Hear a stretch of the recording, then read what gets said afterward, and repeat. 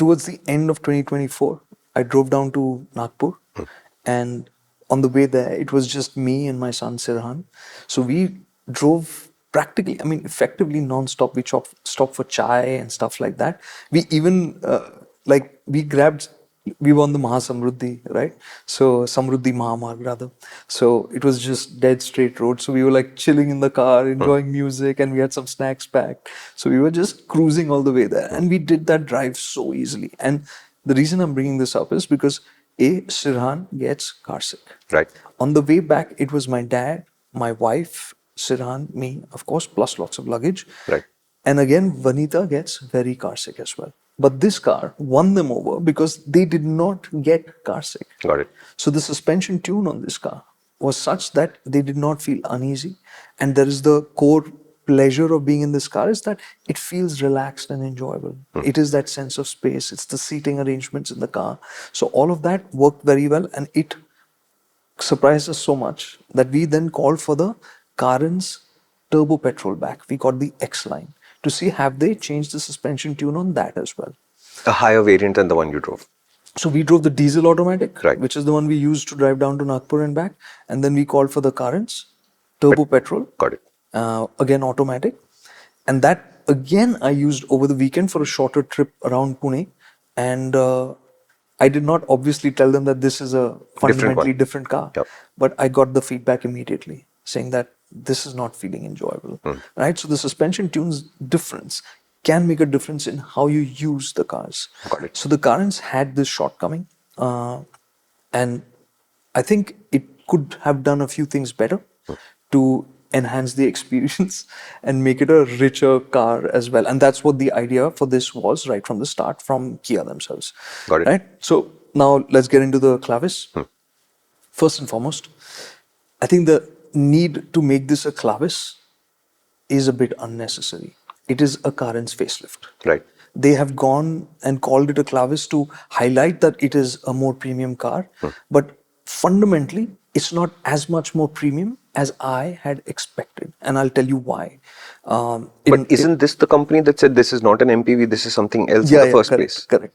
So them saying that this is not a facelift, this is a more luxurious version, this is right on point. Absolutely. Yeah. On point. So that's absolutely on point.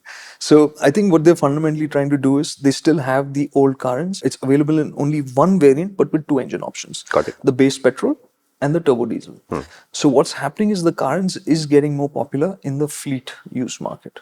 So that older look car Will go remains there as the economy. Kia Carens Tour S.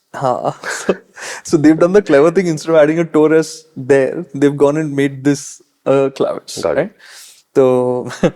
So that continues as is, but in the lower spec. I think it's the HTE variant. Whatever. I'm sorry, that has the old naming convention, which was premium luxury and this and that. So whatever it is.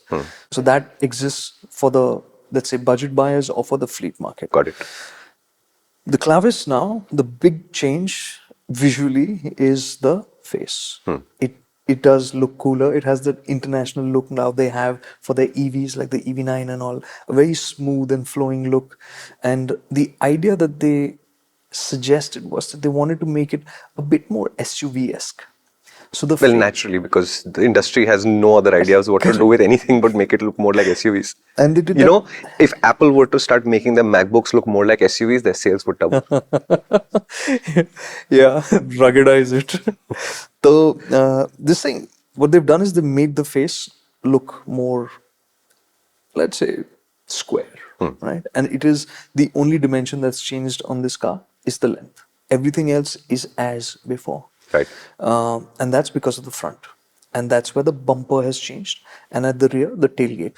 All the other body panels are the same. Right. The wheelbase, height, everything is the same. Yeah, and which is okay. This is almost exactly how midlife refreshes work. Yeah. Where the front and the rear alter the appeal of the car, as it were, but the side body basically is untouched.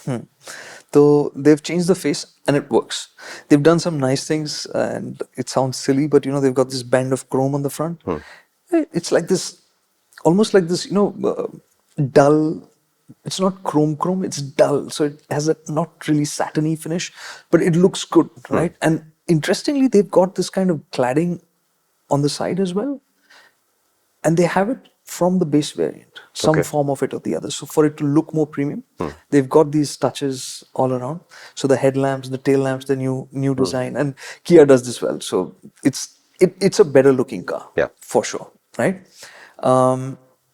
It's when you get on the inside that I think that they could have done more. I expected more. This clip is actually from a much longer video, which is on our main channel, which is called MotorInc. Why don't you visit us there? This idea in more detail over there with my great friend Kartikeya. You like him, right?